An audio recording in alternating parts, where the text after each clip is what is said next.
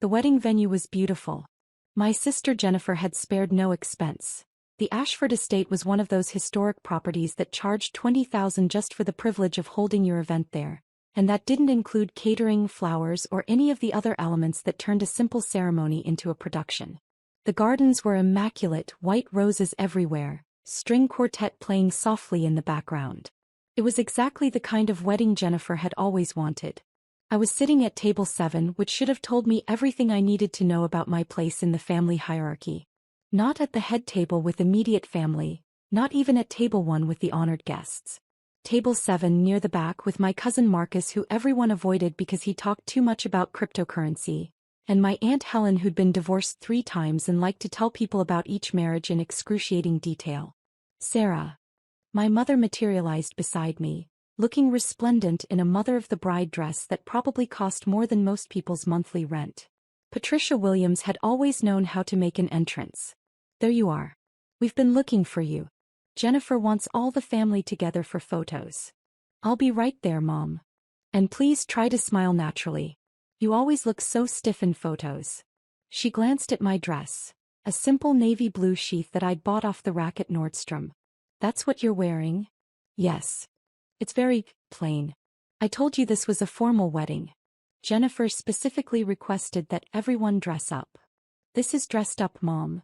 She sighed, the kind of sigh that conveyed deep disappointment without actually saying the words. Well, come on then. And maybe borrow some jewelry from someone? You look so bare. I followed her to where the photographer had set up an elaborate backdrop of flowers. Jennifer was there in her wedding dress, a confection of white silk and lace that had required 6 fittings and cost $40,000. Her husband Derek stood beside her, looking vaguely uncomfortable in his tuxedo. Finally, Jennifer said when she saw me. We've been waiting for 20 minutes. The photographer charges by the hour, Sarah. Sorry. I was at my assigned table. You're assigned. Oh my God, did Mom put you at table 7? She laughed, the sound sharp and brittle. That's perfect. Table 7 is where we put people we had to invite but don't really want to talk to. Jennifer, that's rude, my father said, but he was smiling as he said it. Thomas Williams had never been good at actually disciplining his golden child. I'm just being honest, Daddy. Jennifer positioned herself in the center of the family group, making sure she was the focal point. Hey, everyone, smile. Look happy. This is costing a fortune. We took photos for 30 minutes. Jennifer wanted shots with different combinations of family members, different poses, different backgrounds. Through it all, I stood where I was told to stand, smiled when I was told to smile, and said nothing. Okay, I think we're done with family photos, the photographer finally said. Shall we move on to the bridal party? Yes, thank you. Jennifer turned to look at me. Sarah, you can go back to your table now. We're doing bridal party only. I nodded and started to walk away. Wait. My mother caught my arm. Sarah, before you go, Jennifer wanted to introduce you to some people. Potential employers. Employers. Professional connections, my father clarified. People who might be able to help you get a real job. I have a job, Dad. Your little internet hobby doesn't count, Jennifer said, her voice carrying across the garden. Several guests turned to look. Mom and Dad have been networking for you. The least you could do is be grateful. I'm not looking for a job. Well, you should be. Jennifer smoothed down her dress, checking her reflection in a nearby window. Sarah, you're 36 years old. It's time to stop playing entrepreneur and get serious about your career. These people are doing us a favor by even considering you. Considering me for what? Alan Brennan over there. My mother gestured to a distinguished-looking man in his 50s. He's a senior partner at a marketing firm. He said they have an opening for a junior account coordinator. It would be perfect for you. Starting salary is only $55,000, but with your lack of experience, that's actually quite generous. Junior account coordinator, I repeated. Everyone has to start somewhere, my father said firmly. You've wasted 15 years playing around with websites. It's time to get real work experience. Alan is willing to interview you as a favor to us. And Margaret Chin, the woman in the green dress, she owns a PR boutique. She said she might have an entry-level position opening up in a few months. You'd be answering phones, doing administrative work, but it would get your foot in the door. I looked at Margaret Chin, who was chatting with a group of guests and laughing at something someone had said. She looked successful. Confident. Like she'd built something real. I appreciate the thought, I said carefully, but I'm not interested. You're not interested. Jennifer's voice had gone cold. Of course you're not. Because you'd rather keep pretending that your little online shop is a real business. God, Sarah, when are you going to grow up? Jennifer, don't start, Derek murmured, but she ignored him. No, Derek, someone needs to say it. We've all been tiptoeing around Sarah's delusions for years. She sits in her apartment all day playing on her computer, pretending she's running a business. Meanwhile, she's living paycheck to paycheck, driving a car that's falling apart, wearing off-the-rack dresses to weddings because she can't afford anything nice. My car is fine, I said quietly. Your car is 15 years old. It's an embarrassment. And your apartment. When was the last time anyone visited you there? Right, never. Because you're too ashamed to have anyone see how you're actually living. I'm not ashamed of my apartment. You should be. Mom told me it's in that terrible neighborhood downtown. The one with all the, she lowered her voice, questionable people. You could have stayed in the suburbs where it's safe, where it's nice, but no. You had to move to the city to be near your business opportunities. My mother nodded sadly. We've been so worried about you, Sarah. Living alone in that dangerous area. Working all hours on this internet thing that doesn't seem to generate any real income. When was the last time you took a vacation? When was the last time you bought yourself something nice? I bought a new laptop last month. A laptop for work doesn't count. Jennifer was on a roll now, her voice getting louder. More guests were watching. I'm talking about nice things, Sarah. Jewelry. Designer clothes. Luxury items. The things successful people have. Look at Derek and me, we just bought a house in Maple Ridge. 4 bedrooms, 3 bathrooms, gourmet kitchen. That's what success looks like. Not sitting in a studio apartment selling things online. I don't live in a studio, I said. Whatever. The point is you're wasting your life. You had potential, Sarah. You went to Stanford. You could have done something real with that degree. But instead you dropped out after 2 years to pursue this ridiculous business idea. And 15 years later, what do you have to show for it? Nothing. I wouldn't say nothing. Name one tangible thing your business has achieved. One thing that proves it's actually successful and not just you playing pretend. I could have answered. Should have answered. But something stopped me. The same thing that had been stopping me for 15 years. The desire to see how far they'd push it. How cruel they'd be willing to get.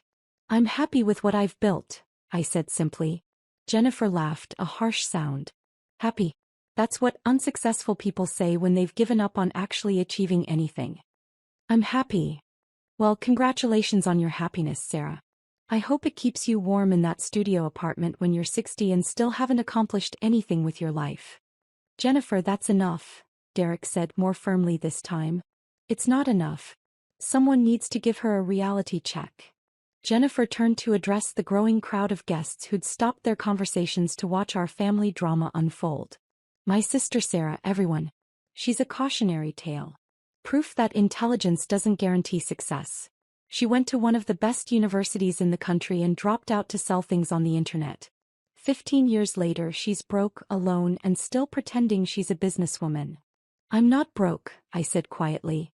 Really? Then why are you wearing a $200 dress to my wedding? Why are you driving a car from 2009? Why couldn't you afford to stay here at the venue like the rest of the family? Mom said you booked a motel 10 miles away because you couldn't afford the room rates. I prefer the motel. Of course you do. Just like you prefer your ancient car and your cheap apartment and your off-the-rack clothes. Sarah prefers everything that costs less because Sarah doesn't have any money. My father cleared his throat. Sarah, honey, we're just trying to help. We love you. We want you to be successful. I am successful, Dad. No, sweetheart, you're not. And it's time to face that fact. This internet business of yours. What do you even sell? Pet supplies? Kitchen gadgets? It's all very vague whenever anyone asks. I run a software company. Jennifer snorted. A software company? Please. You sell products through a website. That's not a software company. That's called being a middleman on the internet.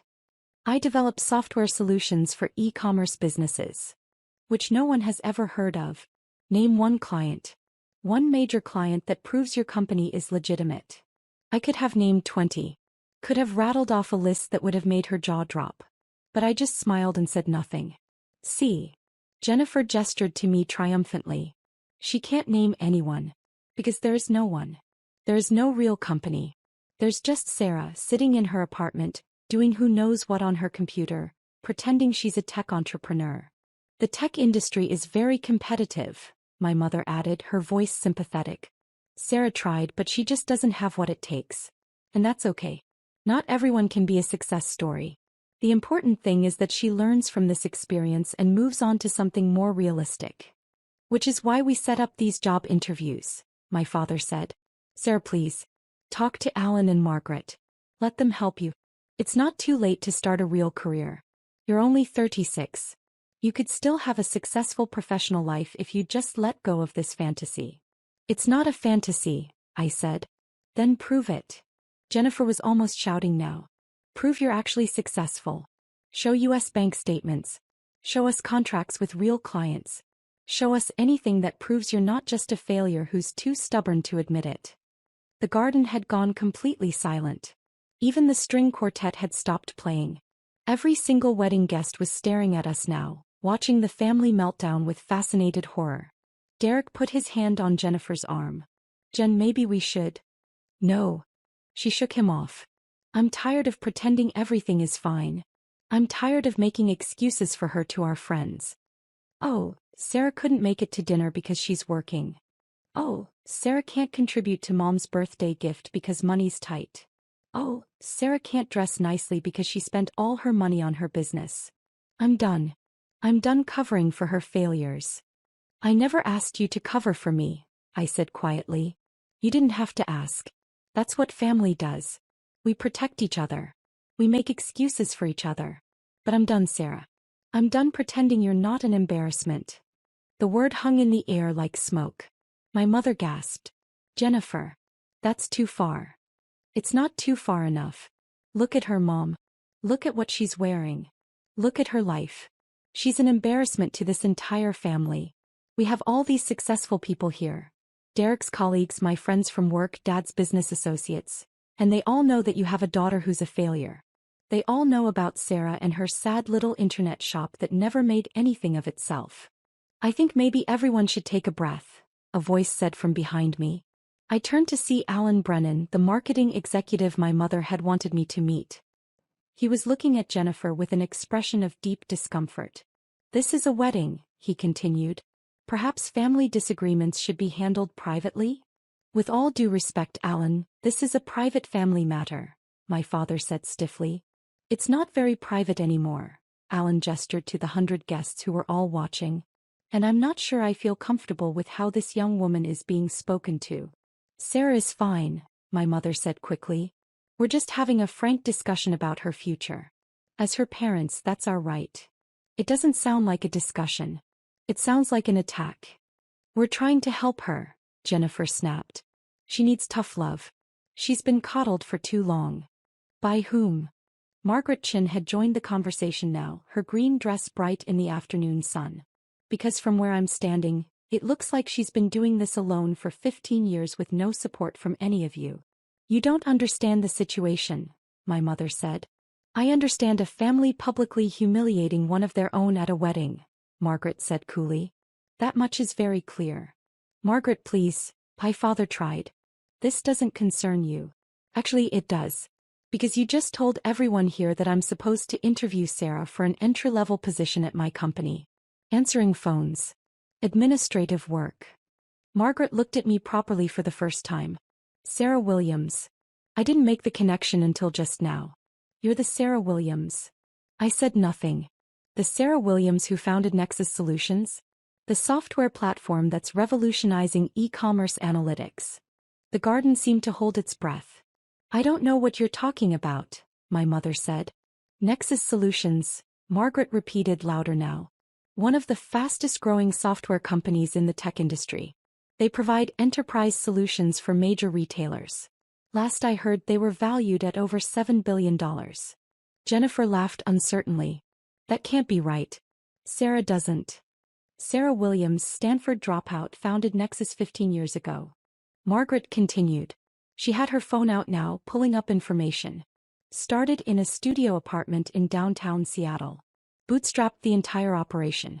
Grew it from nothing to a multi-billion-dollar enterprise.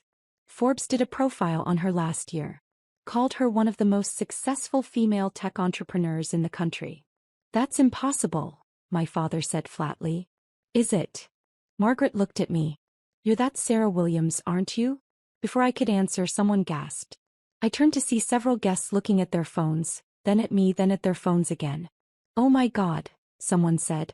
Turn on the TV.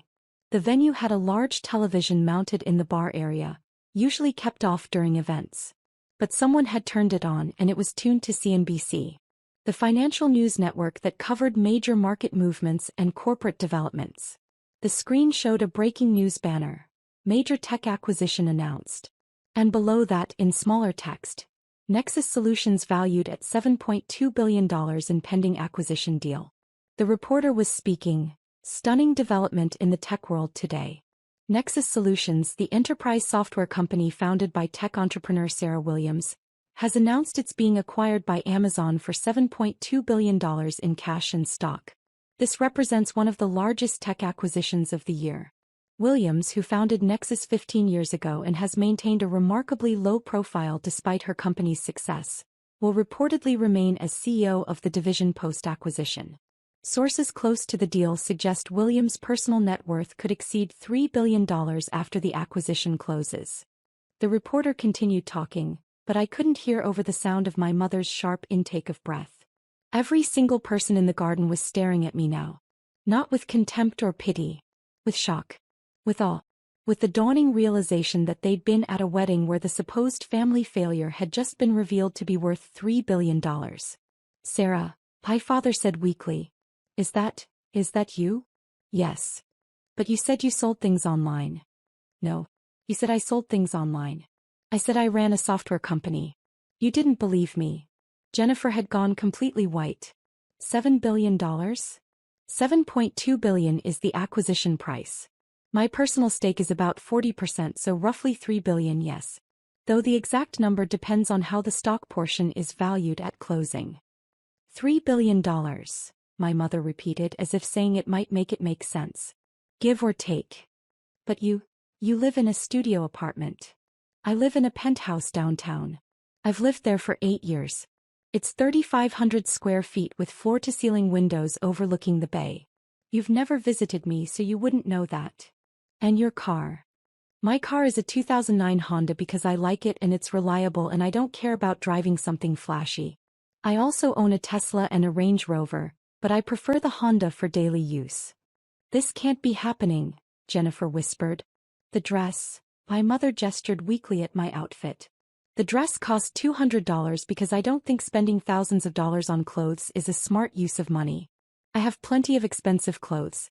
I just don't enjoy wearing them. Alan Brennan cleared his throat. So, I'm guessing you're not interested in that junior account coordinator position? No, but thank you for the offer. Margaret Chin was smiling now, a genuine smile. And I'm guessing you won't be answering phones at my PR boutique? Probably not. Good. Because that would have been a terrible waste of your talents. She extended her hand. It's an honor to meet you, Ms. Williams. I've been following Nexus Solutions for years. What you've built is extraordinary. I shook her hand. Thank you. I appreciate that.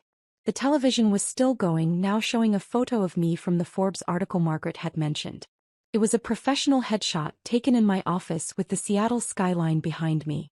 I was smiling in the photo, looking confident and successful and nothing like the failure my family had been describing. In a rare interview last year, the reporter was saying, Williams discussed her philosophy of staying out of the public eye despite her massive success. I don't need the attention, she said.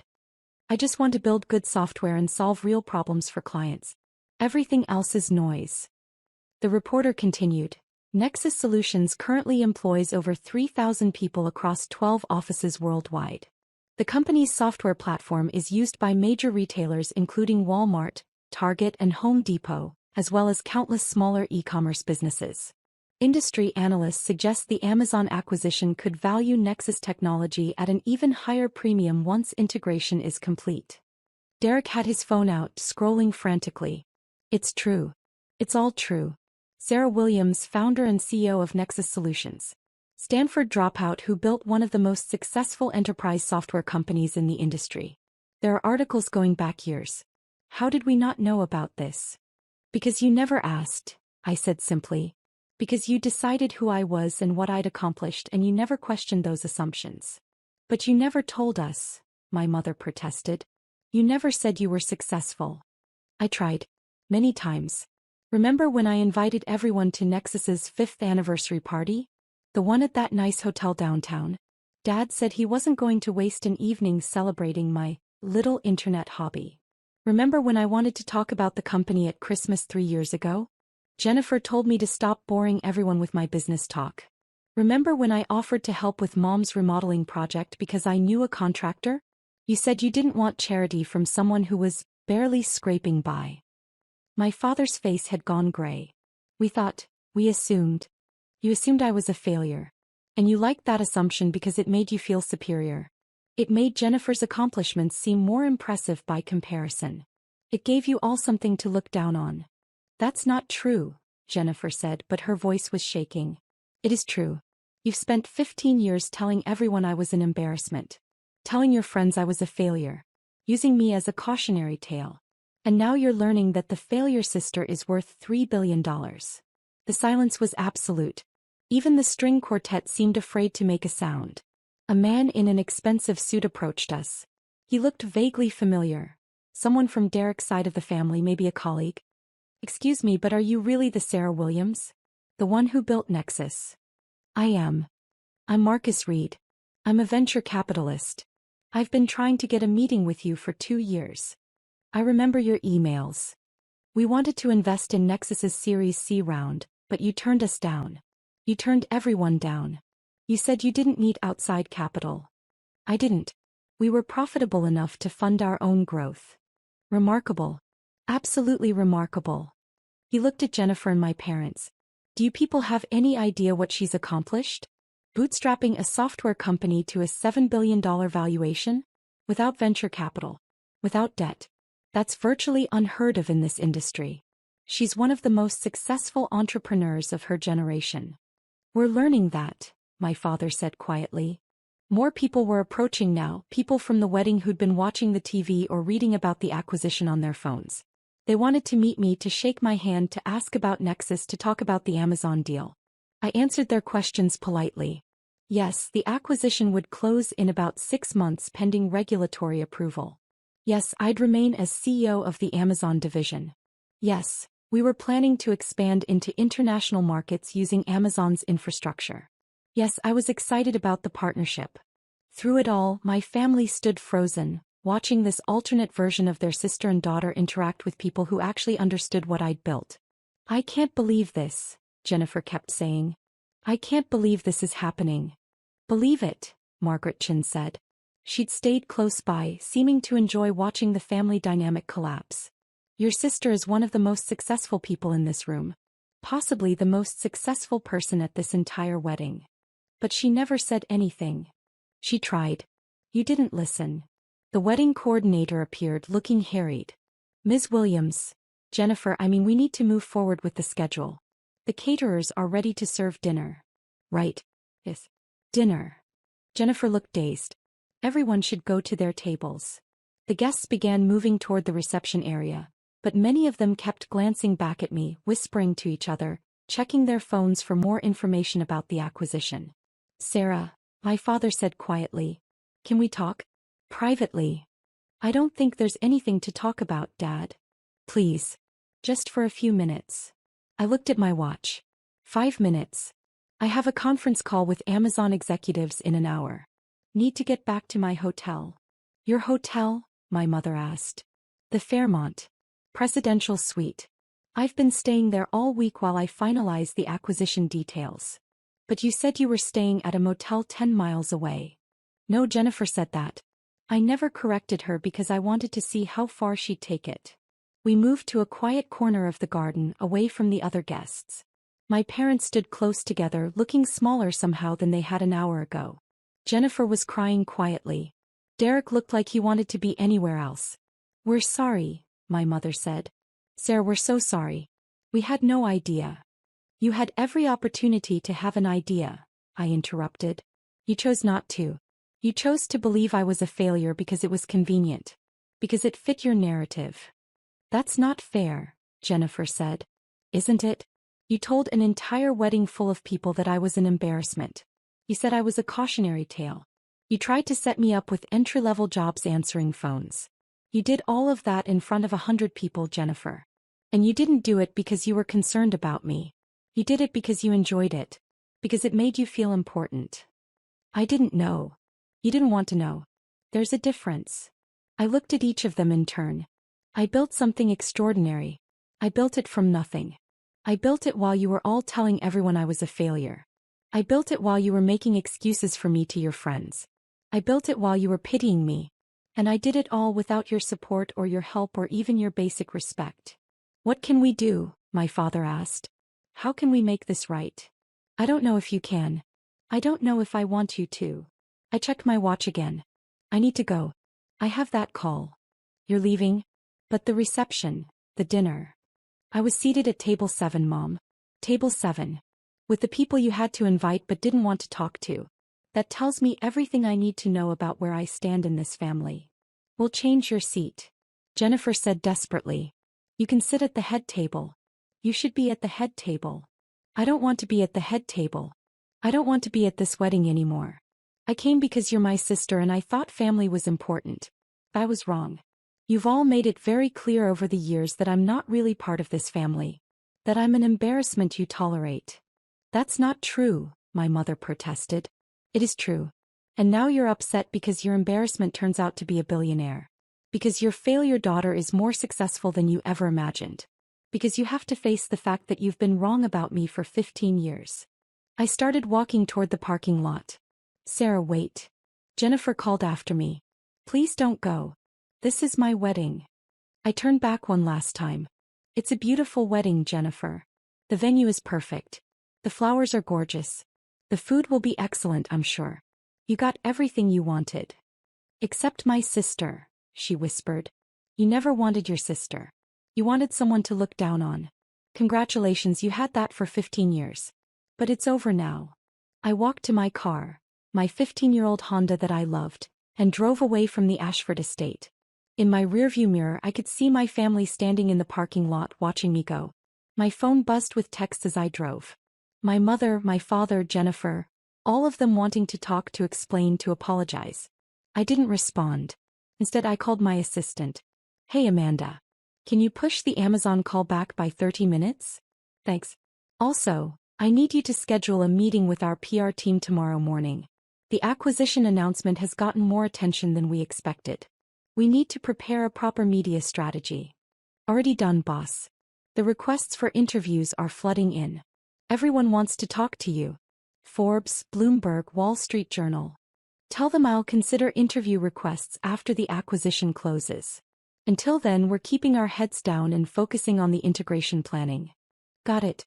Anything else?" "No. Thank you, Amanda." I hung up and drove through the city, toward my hotel, toward my conference call with Amazon executives, toward my $3 billion future. My phone kept buzzing. More texts. Then voicemails. Then emails. My family wanted to talk. Wanted to apologize. Wanted to understand. But I didn't owe them anything. Not my time, not my forgiveness, not my explanation. I'd spent 15 years building something extraordinary while they told everyone I was a failure. I'd done it without their support, their belief, their encouragement. I'd done it alone. And now they knew. The whole world knew.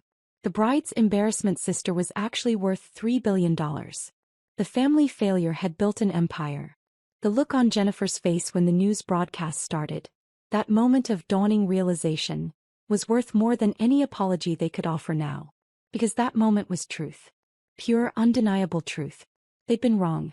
About everything. For 15 years. And now they had to live with that. I pulled into the Fairmont's parking garage, gave my keys to the valet, and rode the elevator up to the presidential suite. The view from up here was spectacular. The entire city spread out below me, lights beginning to twinkle as evening approached. Somewhere out there a wedding was continuing. Dinner was being served. Toasts were being made. Jennifer was probably smiling for photos and pretending everything was fine. But everyone at that wedding knew the truth now. They all knew about the sister who got seated at table 7. The sister who was publicly humiliated. The sister who turned out to be worth $3 billion. I opened my laptop and logged into the conference call. Amazon executives filled the screen. VPs, directors, lawyers, integration specialists. All of them ready to talk about the acquisition, about timelines, about synergies and market opportunities. Good evening, everyone, I said. Thanks for your patience. Shall we get started? And we did. Because that's what success actually looks like. Not perfect families or supportive parents or sisters who celebrate your achievements. Just you, your work, and the empire you build while everyone else is busy underestimating you. I'd built that empire. $3 billion worth of proof that I was never the failure they thought I was. And that was enough. More than enough.